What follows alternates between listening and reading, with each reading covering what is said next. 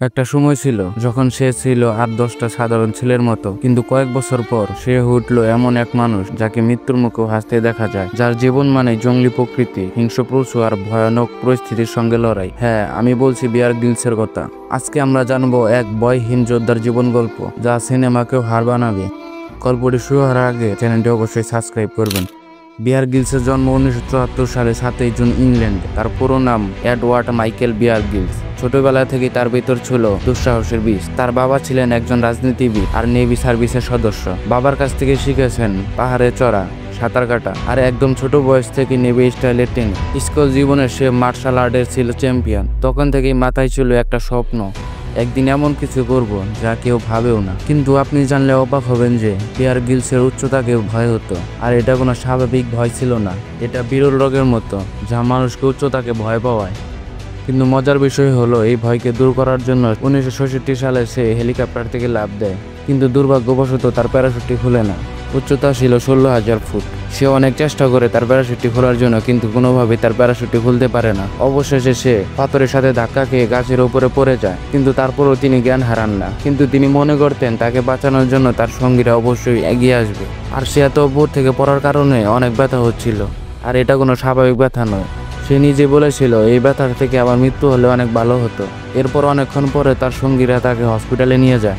ডাক্তাররা বলেছিলেন তুমি কখনো হাঁটতে পারবে না, পর্বতের চূড়ায় তো দূরের কথা। কিন্তু এখান থেকে শুরু হয় গল্পের আসল অংশ। মৃত্যুর সামনে দাঁড়িয়ে বিয়ার বলে আমি ফিরে আসব, আর ফিরে এসে জিতবো। মাত্র 18 মাস পরে সে উঠে পড়ে এভারেস্টের চূড়ায়। মাত্র 23 বছর বয়সে বিয়ার গ্রিলস হয়েছিলেন এভারেস্টের জয়ী কনিষ্ঠতম ব্রিটিশ।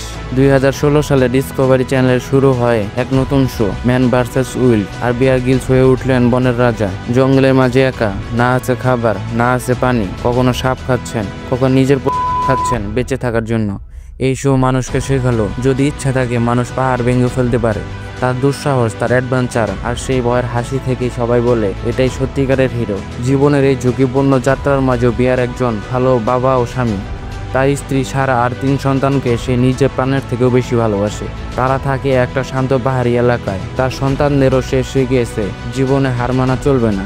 আজকের দিনে বিয়ার গ্রিলস শুধু একজন অ্যাডভেঞ্চার না, তিনি একজন লেখক, মোটিভেশনাল স্পিকার এবং ব্রিটিশ স্কাউট অ্যাসোসিয়েশনের প্রধান। বিশ্বজুড়ে মিলিয়ন মিলিয়ন ফ্যান তার শো দেখে বড় হচ্ছে। সে শেখায় বাঁচতে, বিশ্বাস করতে আর স্বপ্ন দেখতে। আজকে আপনি যাকে বিয়ার গ্রিলস নামে চিনেন, তার পেছনে লুকিয়ে আছে কষ্ট, ব্যথা, সংগ্রাম, ভয়কে জয় করার গল্প। এই গল্পটা শুধু একজন মানুষের না, এটা হলো আমাদের সবার জন্য এক প্রেরণা, যে বলে তুমি পারো, তুমি সাহস রেখো।